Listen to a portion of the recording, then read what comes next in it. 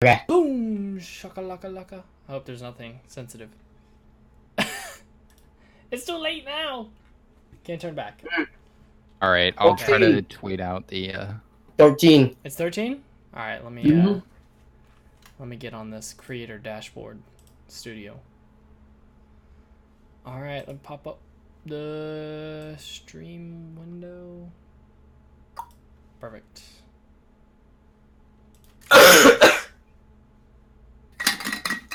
Save. It still says 11. Episode 11 rhymes with Kevin. Oh, but it was so good I didn't want to change it. It's Okay. like pretty bad at like updating stuff. Like you'll set a thumbnail and it won't like ever update. It's weird. Yeah, that's pretty. The thumbnail thing pisses me off a lot. Mm-hmm. Or it'll set for a little bit, then change back. I need to pop this chat out. Pop out. Boom. All right, everyone. Here's the chat. You can see yourself talking. Awesome. All right, guys. We're going to do the whole 5-minute break thing until we get into the nitty gritty.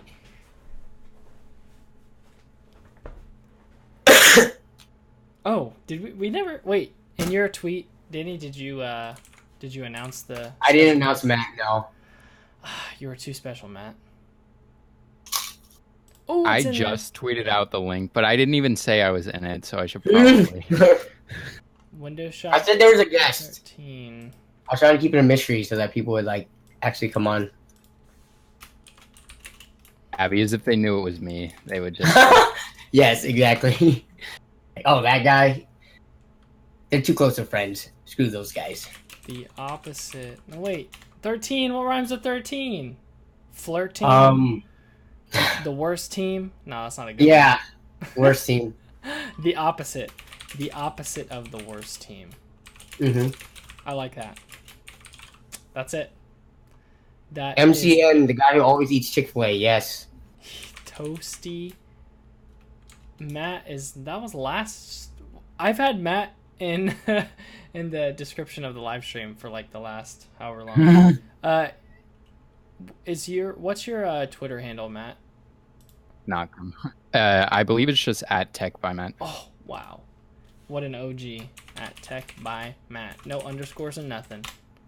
OG. Nope. Okay. As soon as you tweeted that, it tweeted like me starting to type the right title. So when I looked at your tweet, it was just like Windowshop Weekday 13 -- and the description still said episode 11. Mm-hmm. All right, I'm retweeting this bad. You know what time it be. Can't contain the hype. Windowshop Weekly. Ooh! All right. With my dog Matt B and Danny. Nice. It's just gonna end up being a cipher, guys. That's what happens when you get the three of us in the same chat. That'd be pretty fun, but it'll probably be the cringiest cipher ever. Probably. Oh man. What's up, chat? Let us know how your day was in the chat. If you're watching this, the recording, also let us know how your day was. And I will bug Danny and Matt to go back and respond to every comment. No, I actually got. Lee told me before the stream he's gonna go and respond to every comment that Danny and I don't get to. So we'll try to get to some, but I'm so. If you guys give me your YouTube account logins, I'll respond to your comments for you. Oh, thank you. That's so nice of you. I'll just put it in chat, and then everyone can. What'd you say? I'll just put my login in chat, and then anyone can reply to the comments. Have you guys ever seen this on RuneScape? Hey, if you type your password, it just looks like this. Yeah, I definitely have seen that. I've seen the elsewhere, not RuneScape, because I did not spend too much time on RuneScape. I spent Probably like played 2 hours on RuneScape, and I saw that. It was like one of the first things. That's how toxic the community was. How much RuneScape have you played in your entire life, though, if you had to guess? Matt, have you played it? I played a lot of RuneScape when I was in like the fourth grade, which was probably like 2007-ish, like Okay. maybe 2008-ish.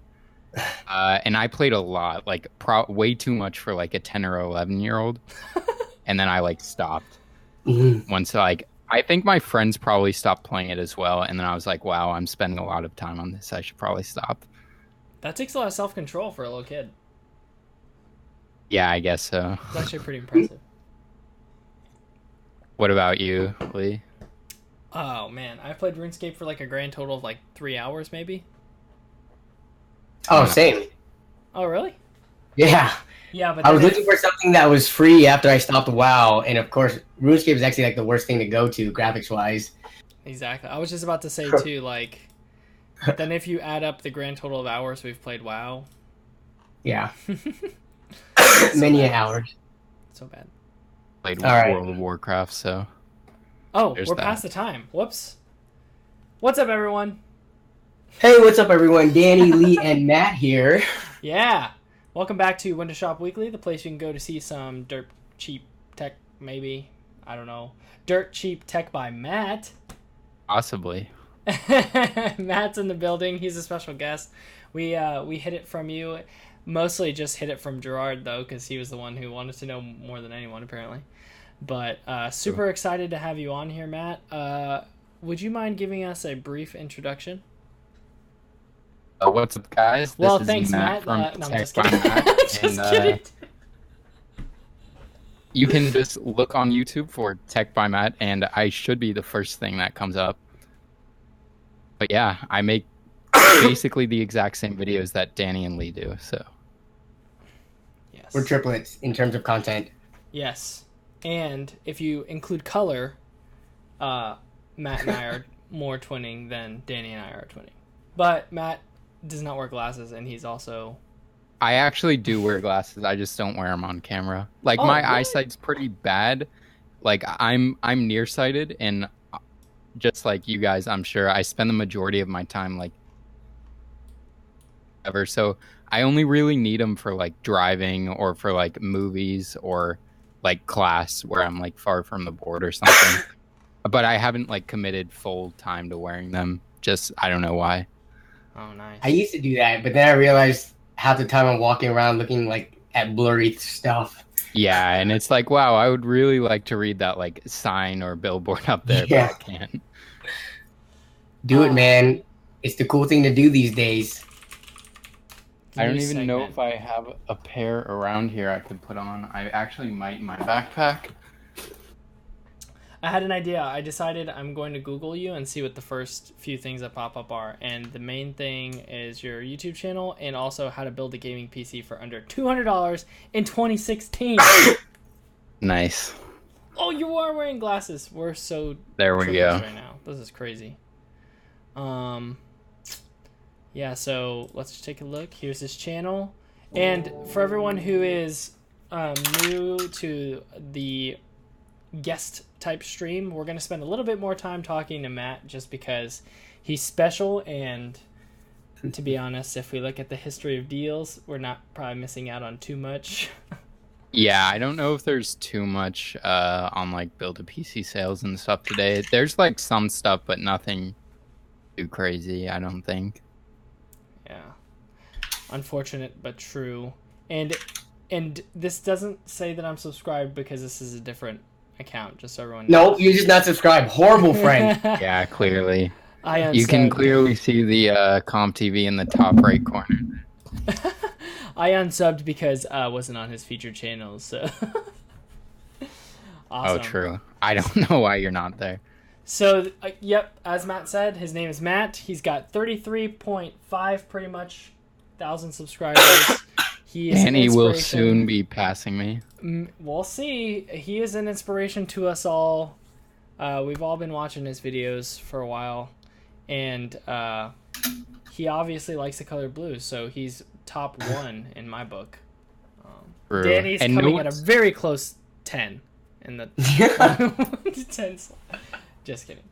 And what's funny about you saying like you guys have seen my channel or whatever before, like I looked, there was like a new comment on one of my older videos, and I like spawned, and then I saw like one of your comment leads was down there, and it was like from a year ago, from like 6 months before you even started your channel. I was like, wow, small world. What? That's Oh crazy. yeah. Yeah, Looking that's at the history of your guys' first post is interesting. What? How do you do oh that? yeah. Teach You me. can look up by comments, type in the person's name, and you can sort. Let me look at Matt's and see what I was. definitely saw like your at least your first video, I'm pretty sure. Yeah, you commented within the first couple of months of the channel. Once that Because build I video know took off. we had like a similarly priced build, and someone commented on my video. They're like, "Nerd on a Budget's video or build was so much better than this for the same money." And I was like, "Who's this Nerd on a Budget guy?" And I like clicked on your video, and I was like, "Oh, Yep, right here, good Tech stuff." by Matt, 1 year ago. I'm gonna reply to it. That seems so toxic. Why would someone say that? Because I kids mean, on the that's- internet don't know how to like be decent human beings. It's true. I'm not gonna mention the fact that that was my second account that I logged into, so that I can blame on you guys. So I guess would be appropriate to ask Matt, how did you get into YouTube, and how did you decide to focus in on tech content the way that you did? Both of you guys have said before, I didn't start off on YouTube doing like tech content. I was like, me and a friend started a YouTube channel when we were like 12 years old, when YouTube first started, and like we were just posting like whatever. We were inspired by like Smosh or something at the time. So like we just posted like stupid videos or whatever, and then that channel got like a couple hundred subs, and we like eventually went to like different high schools or whatever, so that kind of like died off. But I originally wanted to start a tech channel when I was in the 10th grade, which would have probably been around the 2011ish time. And what's funny is I actually filmed like, because at the time I wasn't even into like PC hardware stuff. I was more into like watching MKBHD, Unbox Therapy. I actually watched like a fair amount of like the Apple YouTubers and like Soldier Knows Best and stuff like that. So like I actually had filmed, I want to say I filmed like a couple unboxing videos. Like I wasn't even talking. I think I was just like cutting open the box. I might have been talking, but I wasn't in the video. It was just like an overhead shot of my hands, like opening the box, talking about it or whatever. But I never like actually posted them or anything. So because I was like, oh, the quality's not good, no one's gonna watch this or whatever. So yeah, and then I just like didn't really do anything YouTube wise for a few years. And then in my freshman year of college 2 years ago, I was kind of like, I was wanting to get back into like the video stuff, and I was watching all these like PC hardware YouTubers at this point and other tech YouTubers as well. And like also a lot of DIY YouTubers at the time. So I got a camera at that point, the T5i, and then a few months later I had like filmed my first Tech by Matt video. It was probably February or March of 2015. But I really didn't start doing like the core content that I do now until towards the end of 2015, because like when I was first starting out and like trying to figure out what I was making, it took me like 8 months to get 50 subscribers on the Tech by Matt YouTube channel. So, and like I didn't have it monetized or anything, so I was just putting up whatever for that length of time. And it wasn't until I did like my first real PC build, like where it was the $300 one on my channel, that I started to get like some amount of traction. And then, I mean, from there, I just started to try and post more and more. And then, I don't know, like a year later, would have been like 10 months ago from now, I went from the 50 subs to the, I don't know. It's been an interesting ride up to this point. So I'm excited to see what's goes on from here. That's big growth, man. Yeah. I remember I've I've gone back when I first found out about your channel, watched all your older videos, like when you made the do-it-yourself headphone stand, I love that video. like the 3D printing stuff, and then like the rap videos for the ultra wide contest. Yeah. Yeah, so that's like really like kind of like the start of your channel, right?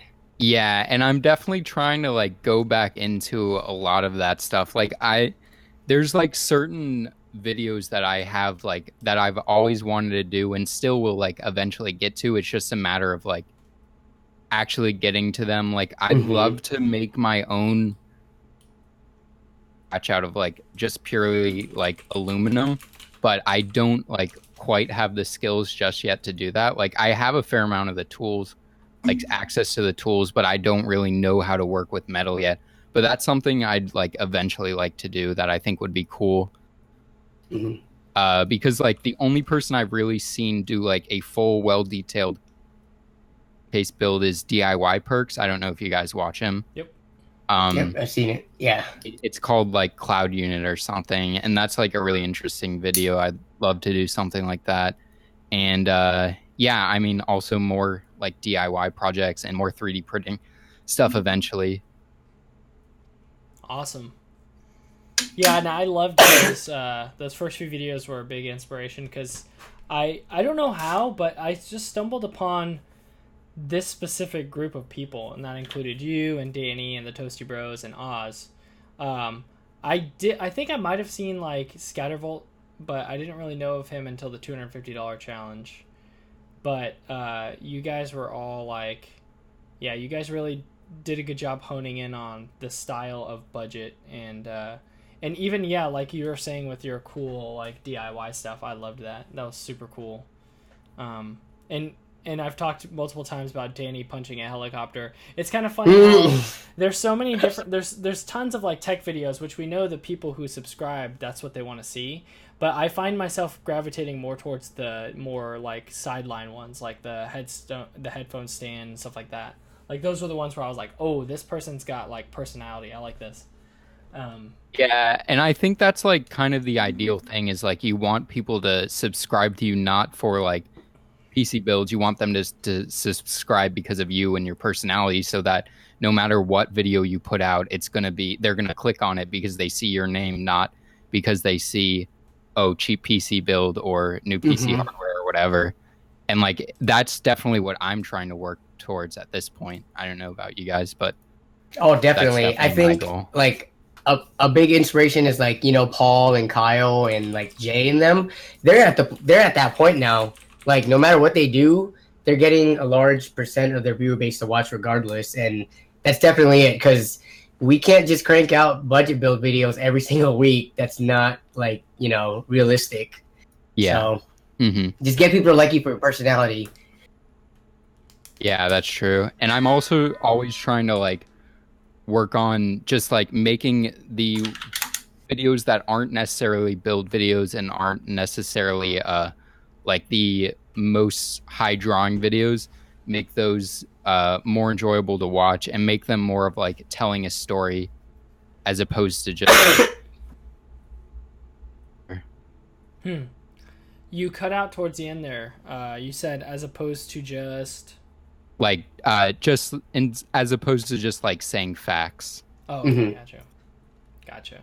Yeah, no, and it definitely bleeds through. And I even saw your skit channel that you did with your friend for a while. Was it Two Caucasians or something like that? Yeah, we're gonna like try to. That's just another channel that we're just like throwing things on just to like just because we like. I'm a person who just like enjoys making videos. It's not. I don't do it because like, oh, I get ad revenue or get like hardware or something. I mean, a lot of it's because I love to play with computer hardware, and this gives me like a viable way to actually play with a lot of hardware. But I mean, at the end of the day, I just like enjoy making videos, and I enjoy learning new techniques and so on and so forth. Nice. Yeah, no, and it definitely comes through because, yeah, I think that's kind of common along the lines of everyone too in the group is that like, yeah, it's a cool idea to think that it's a job, but you can just tell everyone has a passion because it just requires so much dedication to be putting this much time and effort into videos that like, if you didn't like it in the grand scheme, it just is not worth it because you could go work at McDonald's and make more. You know. Yeah, it takes so long to like, build momentum on YouTube that it's like if you don't actually genuinely enjoy doing it, you're not going to get past like the initial like lull and slow period that everyone's going to go through. I actually just found one of the videos that I remember, and it's when you were showing how to use like Sketch. Which wait, is that no? Sketch isn't the program I'm thinking of. SketchUp. SketchUp. It's Google SketchUp. Yeah. SketchUp. You introduced me to that, and it blew my mind. And that's I actually downloaded that software and like was following along with some of your videos. Nice. Yeah. When I first found it, it like blew my mind as well. Just like it's so easy to use, and like I remember watching this one person's YouTube videos who was like this like 13-year-old kid who had like mostly a channel about The Sims, like playing the Sims game, but he would also go on SketchUp and like design these like crazy houses. And I was like, in like 30 minutes, I was like, holy crap, how do you do that? Like, I want to be able to do that. And then also the fact I was doing like the 3D printing stuff, being able to design my own stuff was like a big want of mine. Nice. Well, looks like you're not the only engineer, Danny. Awesome. That, I mean, do you have any questions that come to mind, Danny, that you can think of? I do not at the moment. I'm sure we will have plenty though as we go through the stream. We will just start randomly asking you questions as they pop into our head. Yeah. Are you cool with that? Yeah, that's perfectly fine with me. All right, awesome. Boxers or brief? No, I'm just kidding. Actually, neither. So. Commando, yes. All the time. Dang, that means you must have to wash your pants every day. Oh my goodness. I just wear the same pair of pants. And where did this go? Okay, so this is his channel. If you guys aren't subscribed, which, sorry guys, but they probably are already subscribed to you. This is him. He's got tons of awesome content, tech related. Look, a 3D printed ray gun. Come on, guys. Nazi zombies. Well, no, not just Nazi zombies. Sorry, just zombies. Yeah, and I love how like you can look through your videos and it's just like 300, 3,000, 7,000, and then all of a sudden it's like boom, 275,000 views. The console killer. Yeah. Love it. I love it. So let's go to Slick Deals and see what we can find. All right. Some people are tweeting some good deals as well. Thank you guys. Keep tweeting us. The reason why we haven't gotten to them yet is because we're gonna try to save those. But we'll just flip through this Slick Deals really quick and see what we can find. Front page, like, I'm wondering if any of these are, because Danny, you pointed out last week that some of these that are in the featured are actually the Inspiron looks good actually. Ooh. It's got a 1050 in it, an i5, which I think the desk or laptop i5s are actually only 2 core 4 threads, not like their desktop counterparts. But for $550, this is like a decent gaming laptop, brand new. I saw that deal as well. It's been going on for a few days already, I'm pretty sure, and I mean, you're not going to beat that price on a new laptop. Nope. Yeah, I think this is the best you can do. Does this say it's got a 1050 in it? Yeah, yes, 1050. It's a desktop grade 1050. So, like, that's a very solid 1080p gaming machine that you can put into your backpack for $550. That is insane. All right, guys, I'm going to post the link in the... Because at first I was just like, okay, it sounds like a pretty decent laptop, but I mean, come on. And then I saw that and I was just like, what? Yeah, it's so cool that they're able to fit the like the full fat GPUs into the laptops now. Yeah, they're so power efficient. Like the cooling's not that big of an issue. And let's see, what was I gonna say?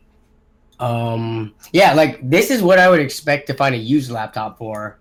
So the fact that you get all that warranty, I mean, you do have to do the rebate, but I don't think it's a huge problem. Yeah, it's pretty legit.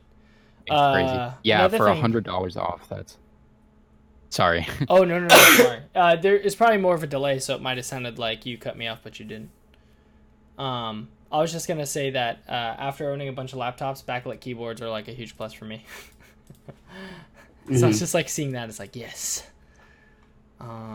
Cool. Yeah, that's actually like super legit deal. I bet that might be on Build a PC sales. I wonder. They don't put laptops too often on there. They sometimes do, but And also with Build a PC sales, because of the way Reddit works, like if a deal's up there for a while, it'll start going to the bottom. Like even if it's still available. Like the EVGA power supplies that are like 25 bucks or whatever that have been on sale frequently, those will like go up on Build a PC sales one day, and then like a day and a half later, even though they're still available, they'll be on like the third or fourth page where not that many people will see them. So if you're willing to dig, you can get some good stuff. I mean, I don't know much about phones. Does anyone know if this is a good deal? It says new, but there's 30 upvotes and everything. But 64 gig. I've never heard of that brand. Yeah. Though I haven't followed phones in the longest time, ever since I've stopped caring about having the latest phone. I like how the new some of the phones designs now have that edgeless screen. Looks so good. Yeah. That does look like a good deal because it has the Snapdragon 820, which is like one of the newer, better Snapdragon processors. It's got a 1440p display, 4 gigs of RAM, 64 gigs internal storage. Like spec wise, it's very good for $180, but it's gonna fall behind a little bit from like even the other budget brands though, like OnePlus and stuff, right? Because they have a slightly better CPU. Is that the only difference? I think that Snapdragon 820 is one of the like better global, but obviously you're getting it from a brand that like no one knows about. Obviously you don't know how like the warranty is going to be or anything, so PikaWeb's pointed out a good point. He said make sure it has a headphone jack. Something also to look out for is apparently when you buy like these no-name smartphones like directly from China and stuff, a lot of times they have crazy amounts of not just like bloatware, but also and like keyloggers and all this sort of crazy stuff to watch out for. Really? I never even thought of that. Such sketch. So wait, would rooting, if it's an Android, would rooting it help get rid of that? I mean, if there's, I don't know too much about like using the software, but I'm sure if there's a way to like reinstall the software, I'm sure that would do it. Like, but because this is such a like lesser known brand or whatever, I'm sure it would be hard to find like the original. Okay, that's good to know. I never even that thought never even crossed my mind. Hey, look, Walmart's giving away some wheel cleaner. Nice. I don't understand how that works. Whoa. You can get anything for free from Walmart if you just like complain. True. I actually have an uncle who worked for Walmart, and he said that like people will legit walk up to displays and say like, I want this display for really cheap, and the managers just don't care. They'll be like, fine. Dang. And the sticker errors in Walmart, they're like guaranteed, because if it's a sticker error, Walmart just does not care. So you can peel it and put it on something? Wow. Maybe. I don't. He said that there was one person who lazily slapped on like 1 cent onto like an item, and so the person brought it up to the front and said the sticker said 1 cent, and so they're like, all right, we'll do a price check, and they saw the sticker, so they got it for 1 cent. It was like a Keurig coffee machine. Wow. For like 1 But cent. I'd imagine if they like went into the footage and saw the guy do that, that's like fraud. Oh yeah, I'm pretty sure. I think like one of the employees was at fault, so they were like, whatever. But yeah, no, that's, I guess if you, so you'd have to do a mail-in rebate for a tire cleaner. I mean, if you guys are serious about cleaning your tires, or if you're Tech City, you could probably use that to clean your CPU or something like that. Just bathe your computer parts in it. Just guys, just spray it all over in It'll actually melt the plastic. Anyways, You're sounding more like a hardware unbox. oh, you're right. So bad. Brian's got like a really like laid back Australian accent. It's tough. I'm so bad. I'm no Joker, that's for sure. Joker's actually really good at impressions. Some USB. What are these, like, extensions for $2? If you want. R2D2 for $30. That's a smart R2D2. That's just a toy. What? Yeah. Nah, bro. It's a docking station. It's the actual R2D2 from the movie. You get a real R2D2. But what's funny is that in the movie it was played by like a small person that was like a robot. So then you open it up and you see a small person. Oh, it's smart because you control it RC from your phone. Oh, that's pretty cool. That's pretty cool. That's so that you don't have an extra remote. Do you guys know what DJ Roomba is? Have you guys? Why does it sound familiar? It's from Parks and Rec. One of the characters puts his iPod on like a Roomba vacuum. Sure. So his vacuum's cleaning his floor, but it's playing music. So you could totally like strap something onto R2 and like have him walking around as like a boombox type thing. Do people even say boombox? I'm dating myself. They don't say boombox anymore. It's not as much boomy because they're. I mean, I guess they could be as much boomy, but they're not as boxy. Yeah, I would think people just call them Bluetooth speakers now. I'm not that Would old. you like to do a review on one? We'll send you one for free. Oh my god. Oh, man. Hello, sir and/or ma'am. Why do you all have the same name? And why is the same company contacting me with different names? And what's funny is when you like get CC'd on like one where they accidentally email just like a giant group of people at once. Oh, okay, yeah. See like all the other email addresses of the other people, and sometimes it's like, wow, like you emailed MKBHD and me. Like, there's a pretty big gap between the two. Like, that's I'm looking at one right now because we're talking about this. Because I just got one this morning. An email, and it's for a keyboard, and they sent it to Linus Tech Tips, Tay Keyboards, who's like I think this Taiwanese guy who does keyboard reviews, Scatterbolt, and me, just us four on the email list. So I feel pretty proud to be on the same one as Linus Tech Tips. That's actually really nice. It's a crappy keyboard though. It's one of those fixed rainbow roll ones. I've not been one of those cool people who's been CC'd in a group of people yet, but I'll let you guys know when. That's when you know you've made it. I don't know if it's like they accidentally do it or if it's just like out of pure laziness to not send separate emails that they just like this person, we'll add them all. I wonder if they would accept it. Like, I wonder if Linus would be like, yeah, sure, I'll take your $30 keyboard. And just keep it forever without doing anything because he just can. He would spray paint it and stick it on his wall eventually. Oh, yeah. Oh man! All right, so this is the PC parts section. First thing that my eyes pop to are the 1050 Ti for 118, because that's number one. But also this 450 watt for $27, which is not the cheapest, but it's modular. I guess it's semi-modular, I would be surprised if that was completely modular. The M series, I had an M series. Wait, CX600M, yeah. Just the main 24 pin was not modular on mine, but this one might be. Nope. Oh yeah, so it's semi-modular. That's not a bad deal for a semi-modular power supply. But you have to pay $47 up front, so. Oh, you're right. I saw that. Oh, if you're a high roller and you want to save some bucks, and you can shell out $47 for 450 watts. That's kind of yeah. That's a bad ratio. That's a huge premium just for the modular. It's only like 4 plugs.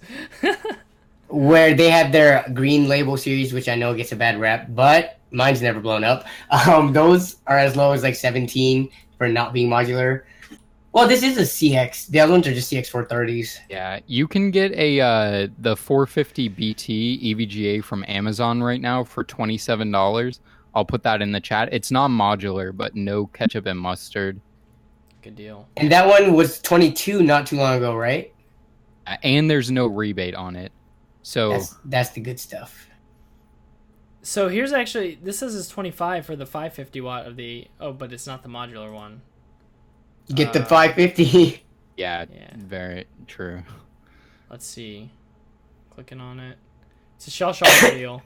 It's gonna be it's $50 up front, yeah. Oh well. I mean, if you want a $30 savings card that will come in the mail like a couple of years from now.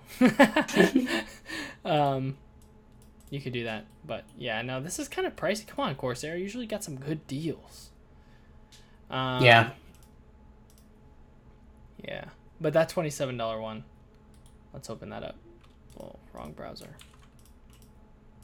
Ooh, look at that Acer Aspire. Boom! So, this is, $27.63. If you have Prime, 2-day shipping.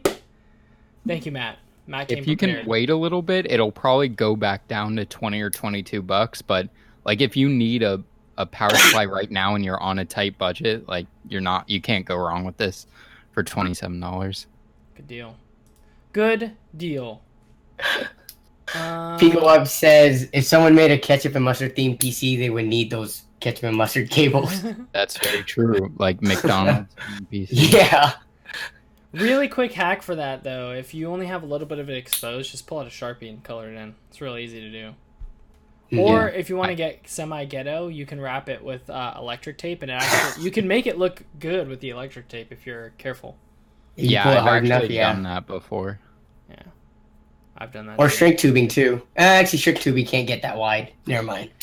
Well, that's a good idea, though. You could use a combination of shrink tubing and electric tape. Mm-hmm. Yep. So far, a Seasonic, 650 watt, but that's $60. What? How much did you get yours for from eBay? 25, I think. Oh, you ruined. They were so ugly, though. I don't care, but I know some people would complain. You've ruined power supply buying because ever since I saw that video, I always had this expectation that I would get like an insane Seasonic power supply for like dirt cheap, and I have never found one. See this? Yeah, those only happen about twice or 3 times a year, so it's not too often. What is the highest rated power supply that you own, Matt? Technically, the highest rated I owned is gold. I got a while ago. I got a really good deal on a full X79 system with like a throwaway CPU, like a 1.8 gigahertz quad core non-hyper-threaded Xeon. But I'm gonna throw a 2660 for $44, 8 cores, 16 threads, 3 gigahertz. But I'm kind of rambling on now. But what I was going to say is it came with like a 600 watt, 80 plus gold certified power supply in it, which I was like, wow, that's pretty awesome. It's like one of the Lenovo workstations, but for $150 for like 9 motherboard, case, power supply. I think it had 8 gigs of RAM and like a 500 gig hard drive, but also DDR3 ECC is like ridiculously cheap. You can get, I want to say 32 gigs for like $40 on eBay of DDR3 ECC. Yeah, agreed. When I bought mine, I basically bought it $1 per gig. So, but yeah, that's actually a sick deal. And you are actually one of the people who's linked. Are there a couple people on eBay that you follow for some used PCs? Because you sent a link out for. I actually have it bookmarked, and it's an eBay seller who just sells used pre-builts, and they usually start out at like $70, and they. I have like a very specific way that I search eBay. What I do is let me do this so I can like think about it. I just like go to ebay.com. If I'm searching for a pre-built, it's either going to be like, most of the time it's going to be i5, i7, i3, or like E5. I'll type into the search bar, then I'll hit enter. Then I go to auction. I sort by time. And under the categories, I go desktop and all-in-one. And then like obviously if I typed in i7, it's going to show all i7 desktops, so on and so forth. That takes like 15 seconds, and I'll just have like a good view of like the within like a minute, I'll have a good view of like all of the i7 desktops that are ending within the next day. Nice. Like if I'm searching for a PC, I'll just do that like once a day for a week or two, and that's going to be like 30 minutes in time, and I'll find like an amazing deal, guaranteed doing that. Nice. eBay pro tips from the man himself. Yeah, I don't see. Ooh, I see another. I'm pretty sure this one doesn't have a graphics card because this is probably, yeah, it's a Cheap, ThinkPad. way too cheap. That's like the Three. first thing I look for anytime I look for a laptop. Like, having a graphics card is what sets it off. Like, like the price difference of like $100 to $200. Yeah. Yeah. But this is a ThinkPad, which those things are like amazing. I have one, and I've had it for like 3 years now. The only downside to this laptop is that it only has 4 gigs of RAM, but it's only $340. You can easily add on some RAM, and that's actually not a bad price for a laptop, especially one that's a ThinkPad. It's also a 14-inch, which some people prefer 15, some people prefer even bigger than that. But for work, I think I got a 13-inch. So, yeah, I prefer 14 or below. Ideally I like 13. I think 17 inches too big for me. Yeah. And like I've never owned a gaming laptop, but if I were to buy a gaming laptop, the absolute biggest I would go is 15 inches. Yeah, I had a 17-inch. It was really hard to find a backpack that fit it. And the one I did find, I had to still like struggle to get it in. But yeah, I think 15 is my sweet spot. Man, gaming laptops though, when you have all these PCs at your fingertips, just kidding. Well, Matt, your latest thing has been mini form factors, right? Where you can carry them easily for LAN parties and etc. Personally, yeah, I've been getting really into small form factor like PC cases and all that sort of stuff lately. I don't know why, it's just been really interesting. Seeing like how much hardware you can fit in such a small package, especially using like off-shelf components like a typical ITX motherboard and like standard graphics cards and stuff. But yeah, I definitely think like my next major upgrade will be downsizing essentially. Nice. That'd be super legit. Wait, are you part of the Cube Master Race? Not currently, no. But piece that I want to get, it's not really even considered like a cube.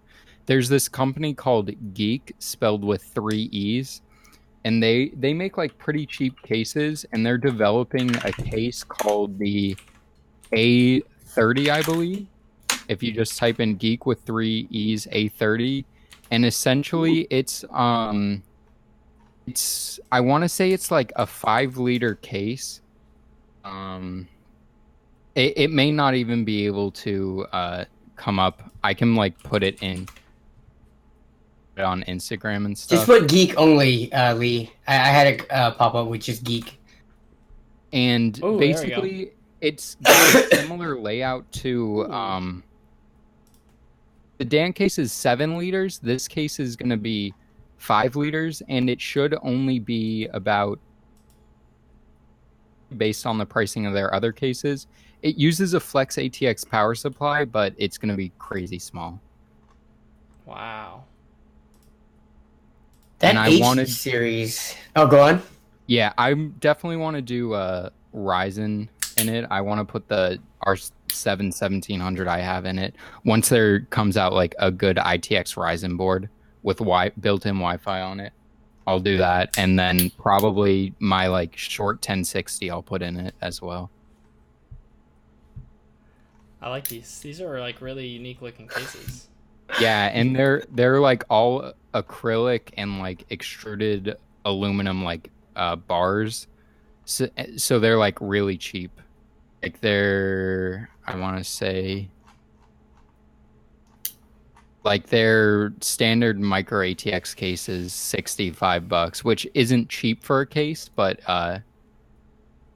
expensive by any means, my opinion. Nice. Danny, what were you saying? There's H710 and H700. I'm trying to think. Alienware did use a similar shape as that, right? But what was the original case? Because someone's blatantly ripping off, one another. Yeah, I think this is like a company based in a country where like there aren't like all those crazy copyright laws, because I definitely think that like the angular design one you were talking about is I want to say it's called like the Area 51 or something from Alienware, as well as the design that I was talking about that I want to buy is kind of a blatant ripoff of a like one that some guy was like trying to get kickstarted but never like actually, he like basically quit the project. He never actually like got it going. Which I mean, like I'm fine with if that guy is just like falling off the map and not gonna continue it for a reasonable price. There it is. Alienware Area 51.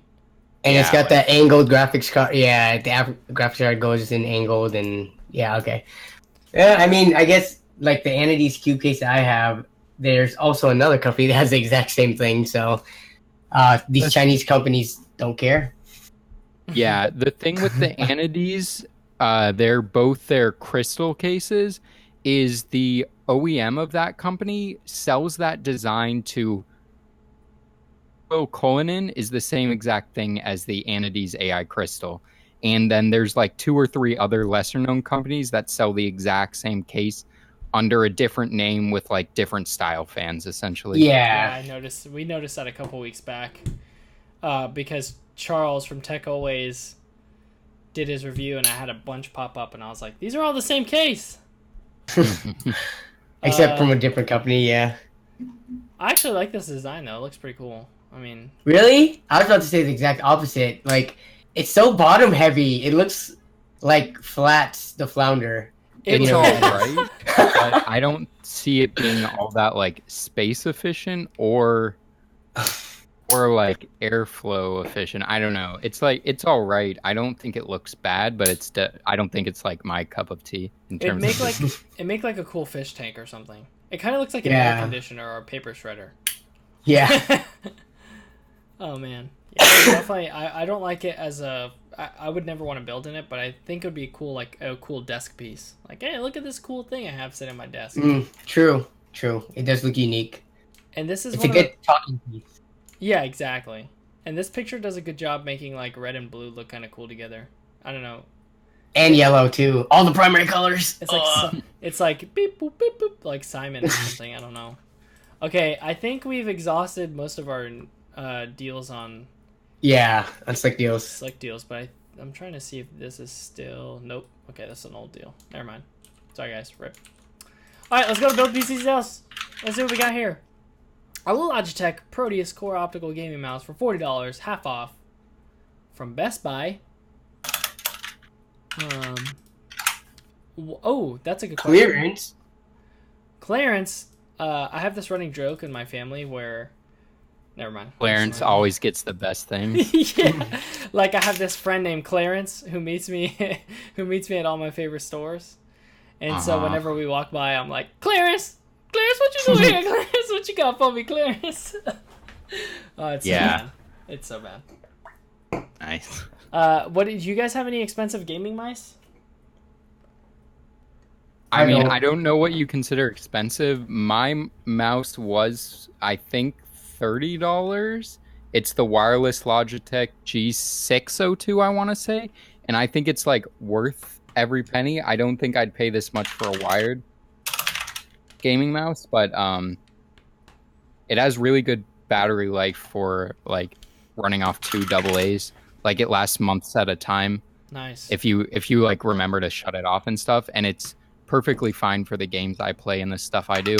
And I also like annoyance of a cord like with it to get caught on stuff or whatever. I noticed, Leah, Logitech's amazing. Like, whenever I've owned a Logitech mouse, the battery life is like insane. I'm pretty sure I had a mouse that I literally didn't change. It was like one AA battery, and I'm pretty sure I didn't change the battery for like at least half a year, if not longer. Nice. It was insane, and I use the mouse like every day. Danny, what you got? Yeah. I think the most expensive. Yeah, Paul's in here. Oh, you can grab him. Bye, Paul. My most expensive mouse is actually not even a mouse I bought. I was given this. I don't even use it though. It's a Corsair M65 apparently. Yeah, I like these cheap budget mice that I can lose or like break. Even though this one's going on like 2 years now. Because I am too much of a noob at games for it to make a difference. I mean, as long as it doesn't have tracking problems and is cheap, then I'm good to go with it. Yep. Yeah, and I've used these cheap mice at work. This one cost like $3, like $3.90, maybe $4.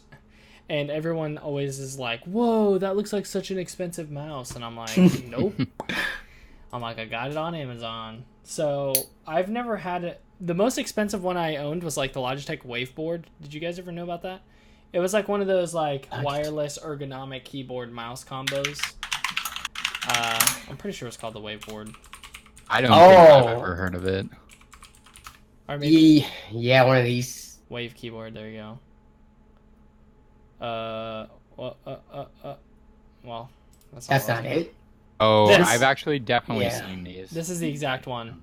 So many buttons. It's so weird. It's so weird. So multimedia. I had it for like 5 years, and it lasted for forever. It actually still worked. I had a couple of sticky keys that I didn't know I could clean them because it was wireless. I thought I would break everything.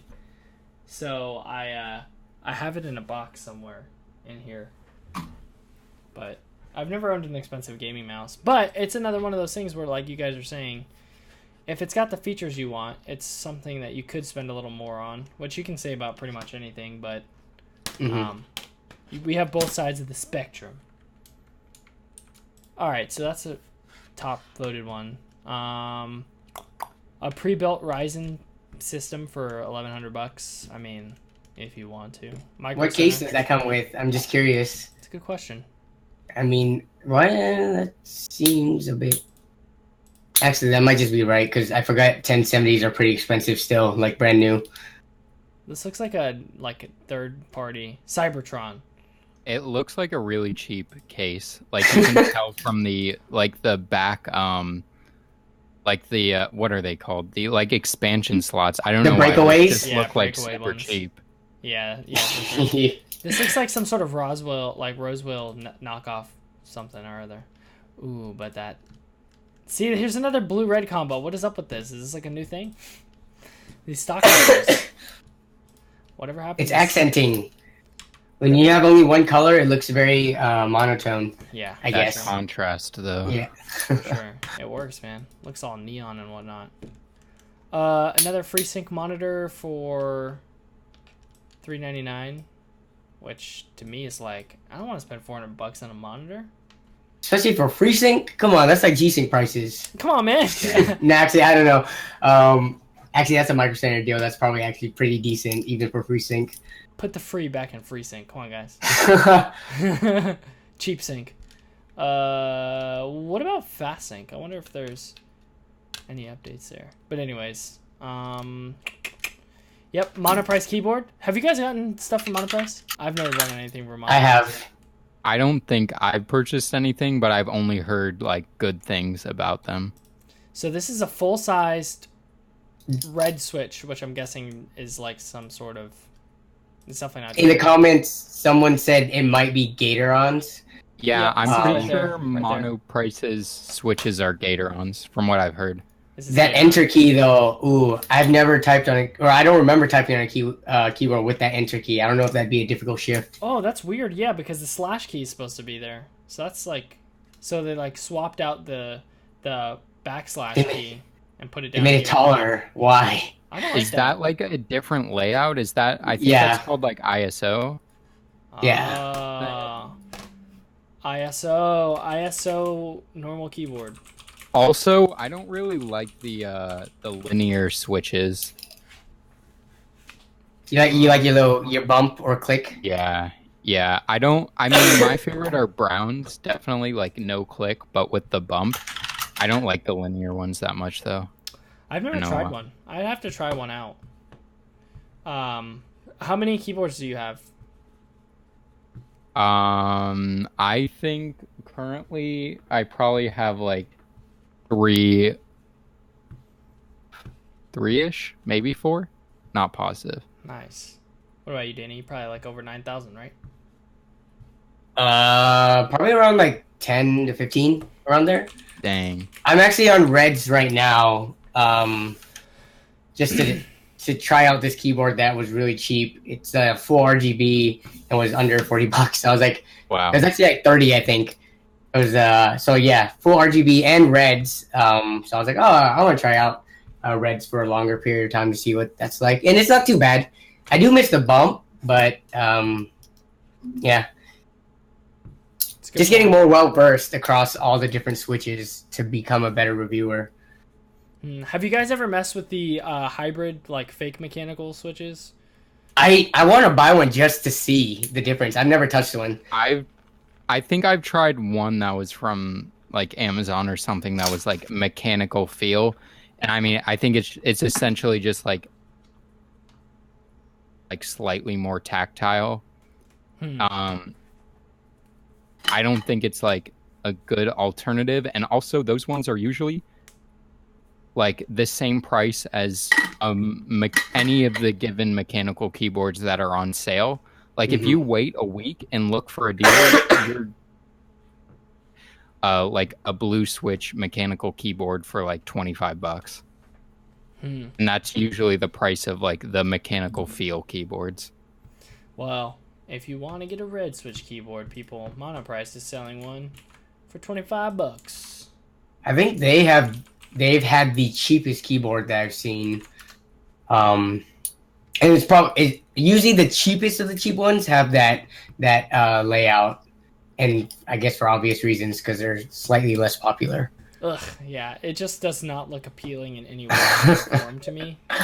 But I mean, like if you had a secondary computer for like when your friend comes over, or even my wife, who's like doesn't care, I'd be like, look, what's it up?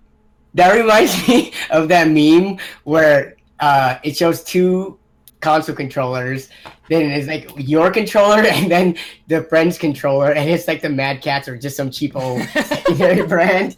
Oh, it's so true. Oh man. But if you were a good friend, would you give your friend the best controller? I've let my friend at a LAN party use my main keyboard because he wanted to try it, so I used something else. Good guy, Danny. I'd be the type of person though who'd be like, "You better wash your hands after eating those Doritos, so I'll let you use this if you wash your hands."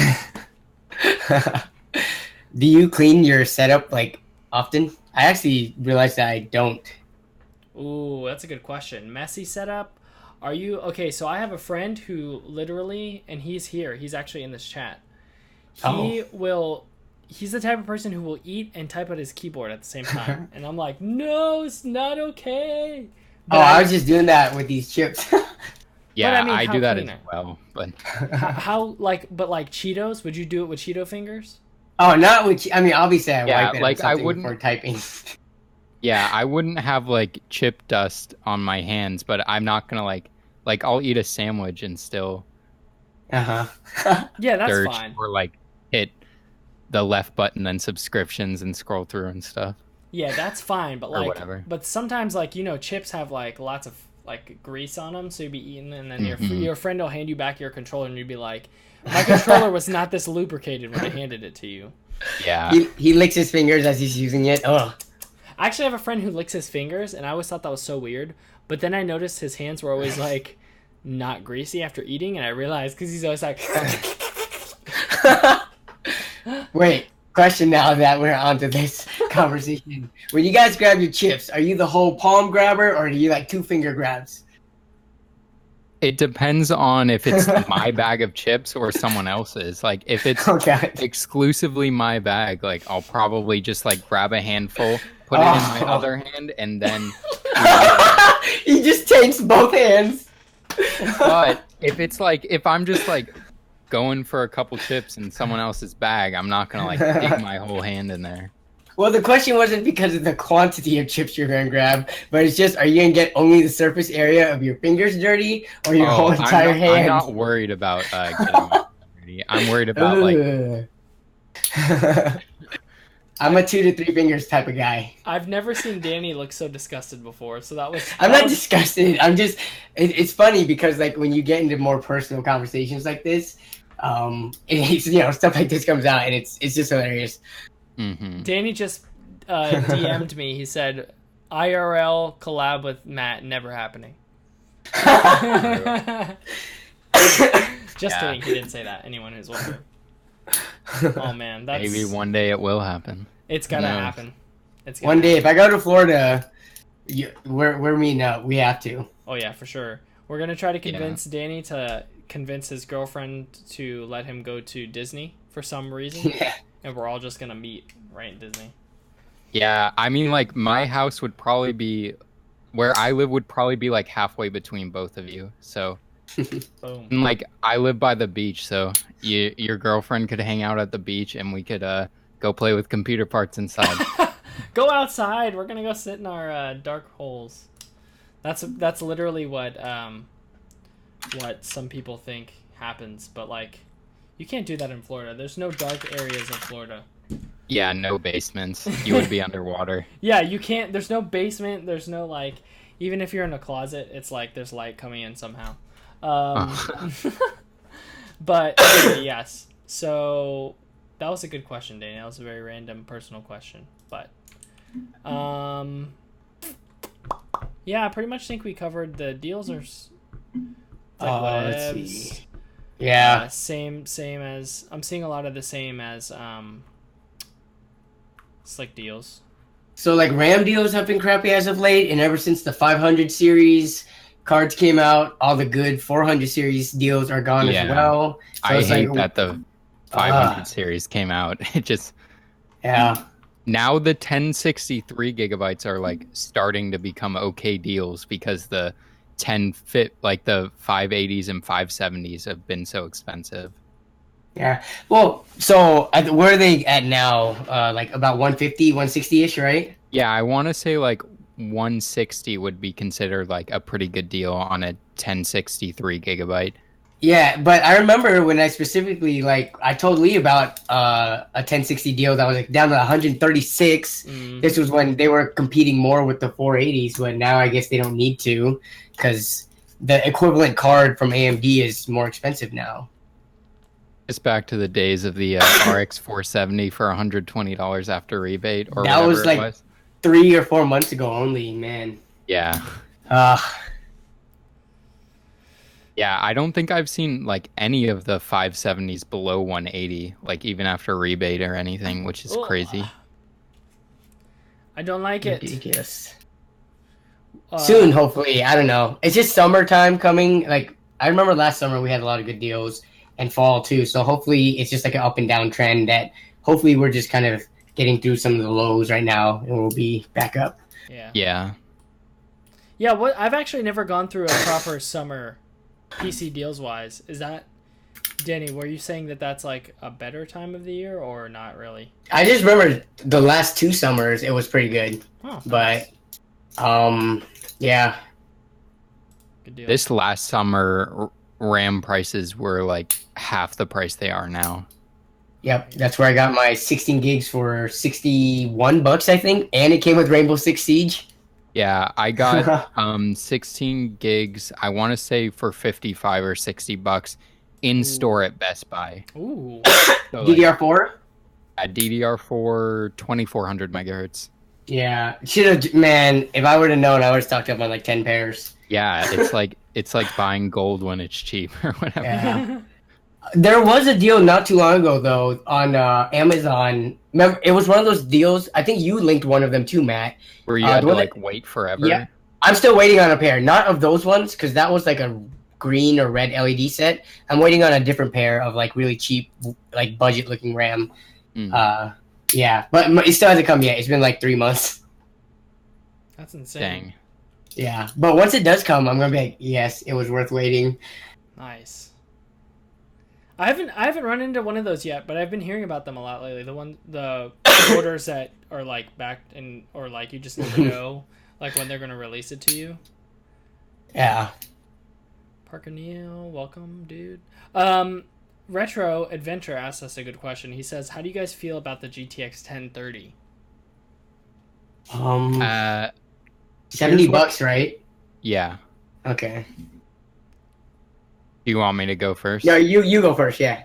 All right. So for $70, I don't think it's worth it. $50, it starts to become worth it in very few scenarios. The fact that it's single slot, low profile means that, and also I believe it's only like a 50-watt TDP GPU, means you can throw it in. It's going to go in and work 0.9% of the time just fine, and is going to be able to play your basic esports titles, maybe even like Overwatch at 720p okay FPS.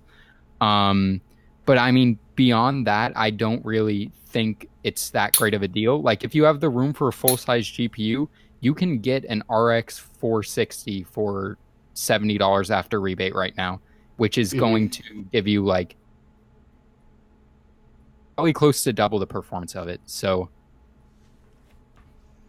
yeah, like son of a text saying it's 30 watts, so you can throw it in a 2U server. So yeah, it's low profile, single slot, low power. So you can throw it in basically anything and it's going to work and power the esports titles and maybe even some AAA titles at lower settings. But if you have the room for a larger, more powerful GPU, you can get a better card at that price. So you're saying essentially the best part about it is its flexibility and where you can throw it in, which is essentially anything.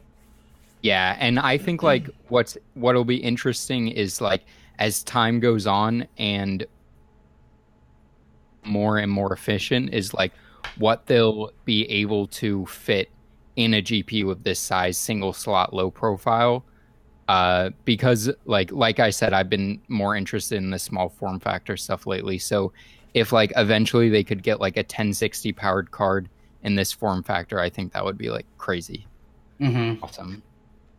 Yeah, I think right now it really helps like anyone outside of the US probably, because you know how we're kind of spoiled with all of our deals. Like we can find all these other alternatives, but in other places where they don't, the used market isn't as good and the new market sucks too. Like especially like second and third world countries, this card is probably where the main target audience is, where they just have a lot of computers around that you can just throw this into and it'll just kind of give it a really good boost. But yeah, for sure, we are spoiled, so we look at it with like an eye of disgust. Yeah, exactly. I share the same sentiment. It's just especially given the fact that I've never really whenever I've had a PC that only had room for a low profile, I've taken it out and put it in a bigger case, because I'd rather spend the marginal extra cost for a much more powerful GPU and spend that extra in a case as well, because it seems like that the amount of performance you get per dollar would increase given the different form factor at that point. But there are use cases, so yeah.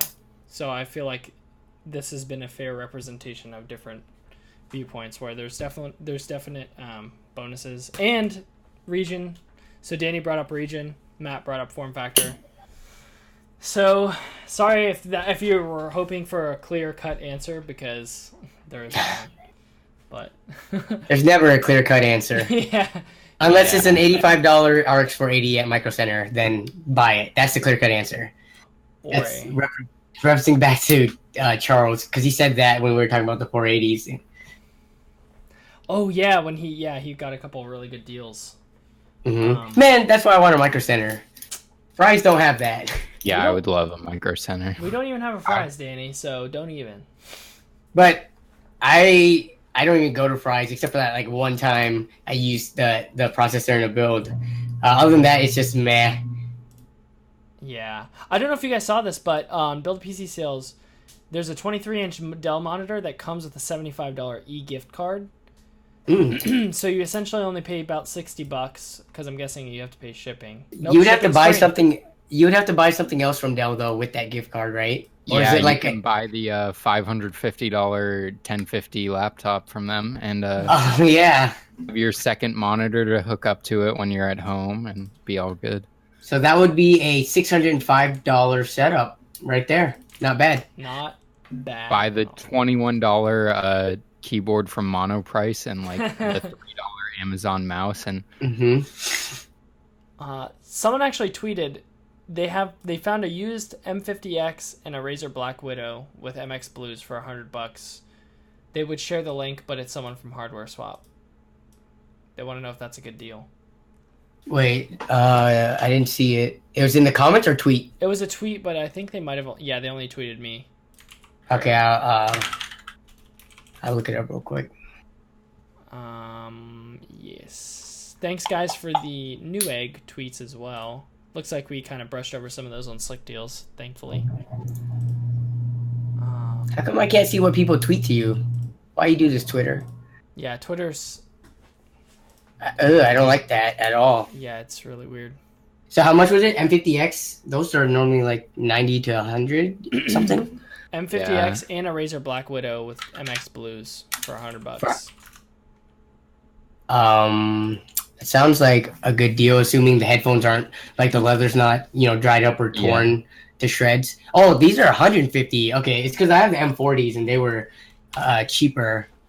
I mean, that's a really good price for that because the keyboard I'd say is worth like $30 for being a Razer and legit Cherry MX Blues. Yeah. Yeah, I'd say if it's like in decent condition and you need both of them, then go for it because they quality products and both worth at least that, if not more. I'm actually pretty happy with some of the deals we found. That was probably one of the most eventful deal sprees that we've had in a while. So I'm just gonna leave the chat up and invite people to ask more questions. Feel free to tweet at us. Did we get any Craigslist deals on Twitter? No. So if you have any Craigslist deals, tweet them now. Or you could... Oh, no, you probably couldn't get them in chat. But tweet us now at hashtag AskWW and tag me, Danny, Matt, all three of us, only one of us, which people have done. However you want to tweet us, just tweet us. Because people don't like to follow rules. They were asking for the laptop. Let me see if I can find that again. Or Vocal Lizard was asking for it. Laptop. I think I can scroll up in chat and find it. It was right before Geek Store, I would think. YouTube, you gotta fix this, man, because a lot of people on YouTube, the chat would like the link. Okay, I did it, and I put a space in it, so he just has to delete the space. Nice. Thanks, Danny. What a gentleman. It's with rebate, though. You know what we need to have to do? We need to have, like, random weird questions just lined up for, like, just, like, rapid fire round whenever there's a lull in the stream. That would be awesome. JD Tech Gear, he got here as we're kind of ending. JD! What's up, JD Tech Gear? Showing us how it's done. JD Tech Gear. Vanilla Tech YouTuber. Or Tech Tuber, as I like to call them. That's a good question that I've been thinking about. Like, do you consider yourself a tech tuber? Because I think of MKBHD and those guys as tech tubers, where I consider people who do PC hardware like a different category. I kind of think we all fall under the same like tech tuber thing, like because at the end of the day we're still like all reviewing and make videos about technology, where it's just like BHD and like Unbox Therapy, they usually more focus on like the most mass consumed mainstream technology, like phones, tablets, so on and so forth, where our stuff is a little more niche, even though PC hardware, especially on YouTube, is like huge. Yeah. Danny, what is your opinion on the matter? I usually don't call myself a tech tuber. I guess I'm trying to think of what I normally would consider like a PC hardware tuber. That's a mouthful. I don't know. I haven't come up or seen someone call it like a good name yet, but I think it's definitely different. Yeah. What are you? What do you think? I think TechTube for life. Honestly, like one of the first videos that really introduced me to the bigger guys was when Bitwit did his impersonations of a bunch of people, Mm-hmm. and his video was titled "TechTuber Impersonations." Oh look, Yeah. you can see my my applications, and one of them was, or it included like Austin Evans, and then like, yeah. So I've always considered it TechTube since, yeah, thrifty TechTubers, T cubed, T cubers. Yeah, but yeah, I see your point too. If you can come up with a catchy phrase, I'll be willing to convert. When did you guys start watching, like, mass consuming PC hardware content on YouTube? Because I did not until like the last couple of years, even though, you know, I've been doing computers for a little bit longer than that. It's just because I'm trying to imagine what all these channels were back then, like before Jay had 1 million, like before he even had 100,000, you know? Like, I wasn't there for that. For me, it was, I think I watched Austin Evans a lot because I would watch him. I think I originally started watching him for his like iPod Touch tutorials or something. But then also he did a lot of content on like PC hardware as well. Okay. And so I think he probably is what like introduced even the idea of like building a computer, probably like in 2012 or 2013, I think, when I watched him. And then like videos started getting in my suggestion feed, like a lot of Linus Tech Tip videos probably got suggested. And then all these other guys started popping up a few years later, like Bitwit, Paul's Hardware, Jay's 2 Cents. I also watched Barnacles a lot right when I started to like watch the more of the PC hardware stuff. And since he did Tech Talk with Jay beginning like a long time ago, I was introduced to Jay's channel through that, I believe. And look at you, Matt. Now you're on the new Tech Talk. I'm just kidding.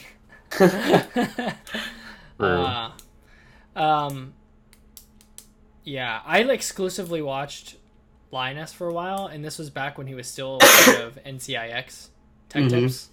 So that's how I kind of got into it, which was back in like maybe 2010. Wow. But I only watched him, and then like random Tiger Direct videos. But I didn't know who. Well, now it's called Crit, but I didn't know who Logan was back then. So. Oh yeah. But I probably watched some of his stuff without realizing it was him. But yeah, that's what got me into it. But then like kind of similar to you, about 1.5 years or so ago, I just started watching videos in general, because for a while I think when I was finishing up in college, I like didn't consume any sort of media other than like maybe the occasional TV show and then like playing a game or two, because I was just studying and working. But when I got back into it, that's actually when I started realizing who the Toasty Bros were, and then who Tech by Matt was, and then through Tech City and Tech Source, Tech City to Danny. That was like the chain, because it was all like during like when you posted up when you visited, when you went to PAX. Okay. And that's when I saw the picture of you and Brian, and I was like, what? You got to meet Brian? And then I found your channel, and that's what like really spurred me on to like starting to consume like all of those people. And then I watched for like the first few months, I watched like at least 15 videos a day. Like I was studying up hard, because I was like, The latest card I knew was my 5770 was the last card I researched up until like like a year ago. It's so bad. Cuz you guys have been like keeping up with tech for like a while, right? Even though you weren't consuming necessarily. Mm-hmm. Yeah, I was reading a lot of like Tom's Hardware and stuff.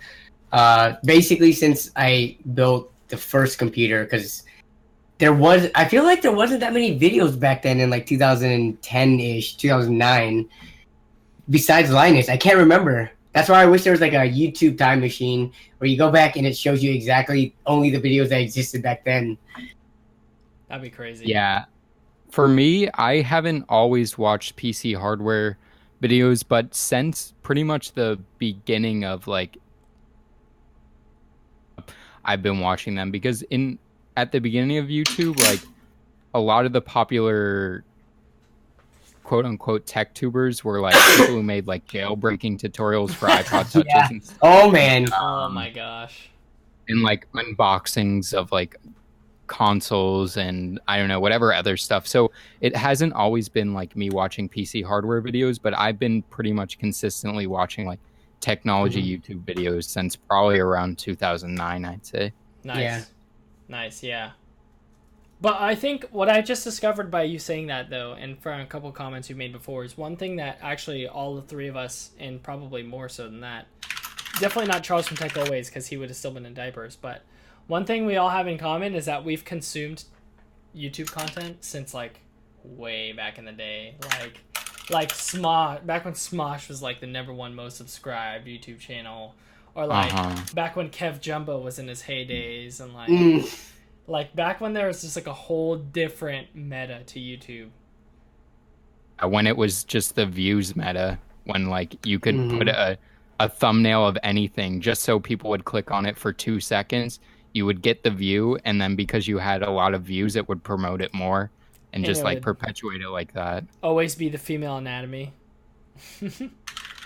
Like, just random boob pictures for thumbnails, and, like, those had all the views on the front page. Back when you had the browse feature where you could browse the most viewed videos, there wasn't this trending tab, which is like controlled. I mean, there's still like a browse feature on YouTube, but it's all just suggested videos. Yeah, exactly. I loved being able to browse. You could sort by the most viewed videos of all time and stuff like that. Like back when it was, you could still find ways to do certain things, but it was all just right there.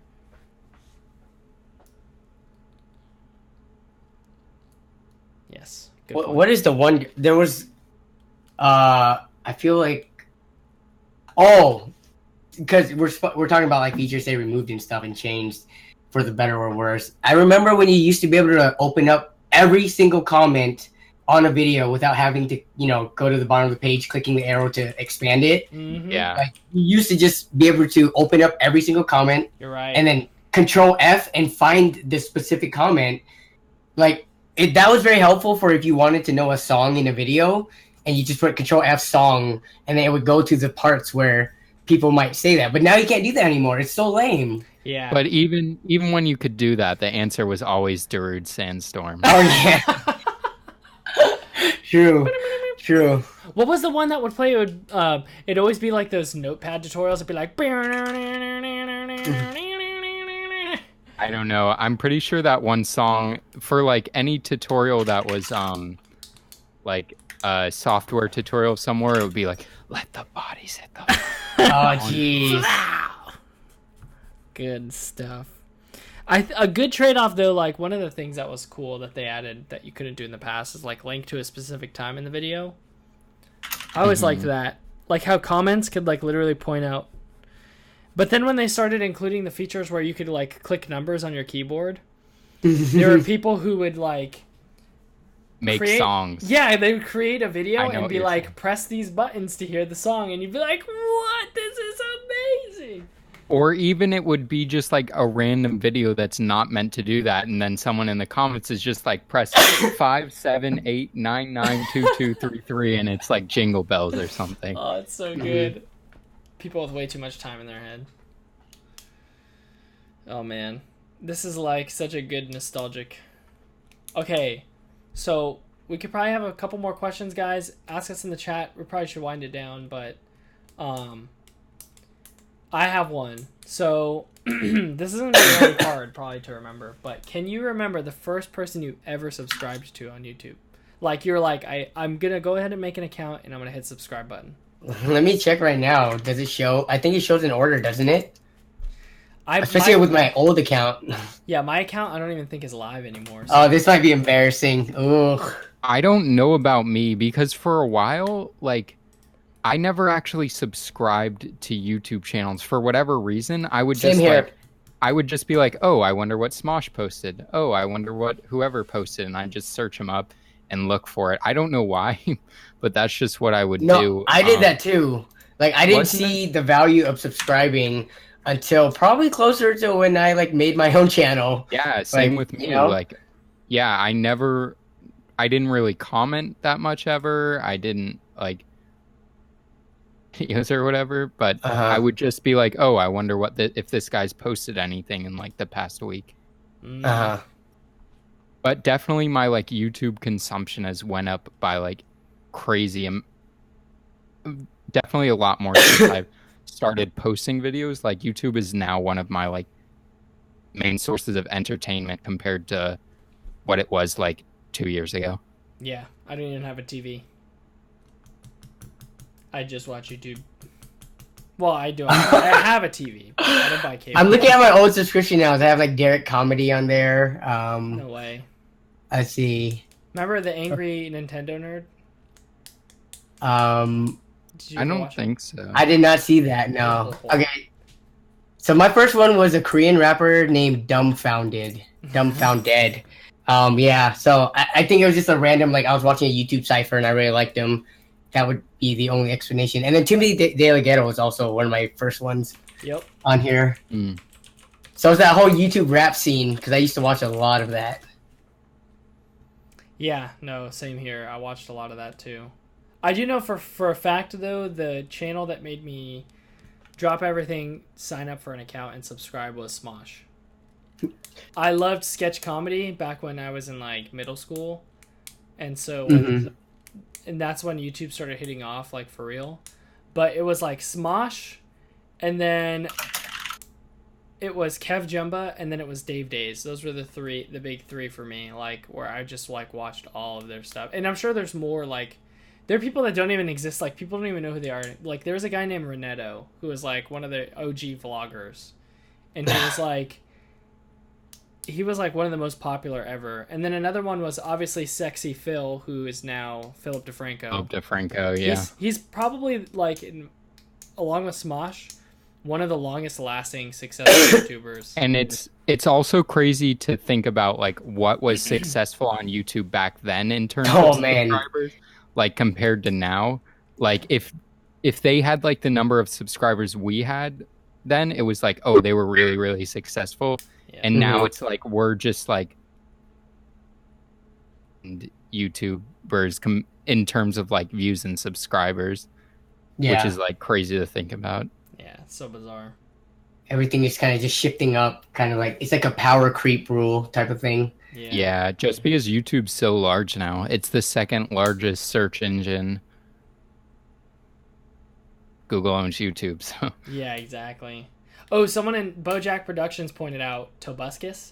So when I hit my age right before college, Tobuscus literally was like my role model. Like I watched every single one of his videos. I modeled like all of my sketch videos after him. Like he was like the guy, and that's what scared me was like when I actually started getting into YouTube, I decided to go back and check on Tobuscus, and his channel is just dead. Yeah. Like both channels, 12 million total subscriber base, and he gets maybe 100,000 views per video on a good day. Yeah. That's why YouTube is scary, man. It's been out for a little bit longer than a decade now, and people have risen and fallen. So how can you make this a full-time career banking on that? You know, you got to be a pretty risky person. It seems like you either have the personality really to get yourself really big, but then what seems to happen is you flip it into a business. So like Philip DeFranco created a business. Shay Carl actually was when I started my second channel. He was one of the first persons who subscribed to me because we both entered a sexy fill competition. He also flipped his channel into a business. And yeah, like I'm pretty sure he started VidCon and like he's done a bunch of other stuff as well. That's insane to think about, man. This is back when he was still fat. fat Jake days. And the other one the other group that sticks out to me is Rhett and Link, because they've consistently been popular since. I've not heard of them. Rhett and Link? You've never heard of Rhett and Link? Wait, Like and Link. Rhett like and Link. I'll go through periods where I'll watch their content a lot, but then I'll like get bored of it and Yeah. Yeah, I've never heard of these guys. Wow. Or I might have seen like a random thing if it was like, front page of Reddit or something. Do you remember yeah. that meme that was like, nope, Chuck Testa? Oh, did they do that? That was them. Chuck Testa? Yeah, that was them. Okay, so yeah, I remember that. And then they got really big recently because they created a show called like Good Morning Chia Lincoln, where they do a talk show with coffee and then like water a chia pet. And that turned into Good Mythical Morning, which is now I think it's their most successful gig so far. Have they moved on from YouTube because they haven't posted in 6 months, 1 year? Like all their videos are old on their main channel. Well, they've got their main channel is just like where they'll post like random projects. Their main channel is Good Mythical Morning. Oh crap! Okay, I see. Yeah, 12 million. Yeah. Oh man. Which is funny because their main channel was what was like. They did their Commercial Kings TV show where they did like bad commercials, and like that's what got them big. And then all of a sudden, Good Mythical Morning out of nowhere just like exploded in popularity. And they flipped. Yeah, I've never seen this. Yeah, they're pretty legit. Yeah, see, it's so crazy. Like you got these guys, 12 million subs out here, and even like there's still people who have never heard of them and maybe never will hear of them. Yeah. Yeah, it's pretty crazy. I'm actually surprised you never heard of them, Danny. Yeah, I don't know. Like, I guess are they just kind of sketch comedy, basically? They were. Originally, it was just like funny sketch thing. They have kind of cheesy humor. It's really clean humor, too. So I like cheesy humor. Yeah, so they were good. I actually, just like Matt said, every so often I would get bored of them, but I would always come back. Okay. Good to know. But I'm sure you know a handful of people that I don't, so. Their, like, Will It videos are my favorite. Like, they'll just be like, Will It, I don't know, taco or something, and they'll just, like, make a bunch of, like, tacos with, like, taco ingredients and try it. The funny thing, though, is that throws me back to Smosh, because Smosh would do their international package opening, and they would taste test all the food that they were sent. And this wasn't that long ago. This is maybe, like 2011, 2012. They would basically do fan mail food. And this was before, like, I'm pretty Everyone's doing that now. Yeah, I'm pretty sure this was before that was, like, a big thing. Like, before BuzzFeed was pumping out eating videos every 2 weeks. Like, this was when, like, Smosh was, like, in their heydays, and, like, they would do... Smosh is at 22 million, and they're still making content. Yeah. They're insane. It's crazy though, because like, okay, even Smosh, I don't know if I would say that they've died or fallen off, because I'm pretty sure it's still sustaining them. But look at them, right? Like they have some videos on here that don't even reach 1 million views, which is 5% of their viewer base. Which I think I've talked about to Lee about this is one of the scary things about growing, right? Like it's scary if you grow really fast, but then if your viewers get bored of you, and you, like, I guess, don't get the viewership to match the subs. Yeah. Yeah, I mean, I think a lot of it is, like, building momentum and just constantly having videos that are, like, being suggested. Because then once those are being suggested and people watch those, they're going to start watching your other ones and stuff. Like, it's so hard to build momentum on YouTube. And then once you have it, it's, like, you have to keep up, otherwise you'll lose it. Yeah, you got to keep performing. It's like, you have to keep innovating and keep creating. Yep. All right, guys, we should probably wind it down at this point. Yeah. That was a really fun chat, though. That was definitely, like, way more entertaining than I could have hoped, because I'm really awkward as a person. So, but yeah, no, great deals too. I mean, those were actually like legit deals. A couple of those I would buy if I actually needed them. But then it's like, I know I don't need this. Yeah. Nobody needs anything. I know, right? No one needs water. No one needs well food. that we need. I just mess with you. But yeah, a lot of the things that we need are just wants. Oh man. And if your questions didn't get answered, please leave them in the comments because this chat will eventually disappear and we'll never be able to go back and read it unless that's a thing and I don't know about it. Does anyone know about that? Matt, do you have an official outro to your videos? Signing out. Signing out. Yeah. Yeah, it's like I'm trying to. It's a relatively long stream. It's like, so yeah, guys, I think this wraps this stream up. If you guys enjoyed it, make sure to give this stream a big thumbs up, as well as consider subscribing for more PC and tech related content in the future. And as always, this is Lee, Danny, and Matt from the PC Hardware Tubers. Bye. Bye.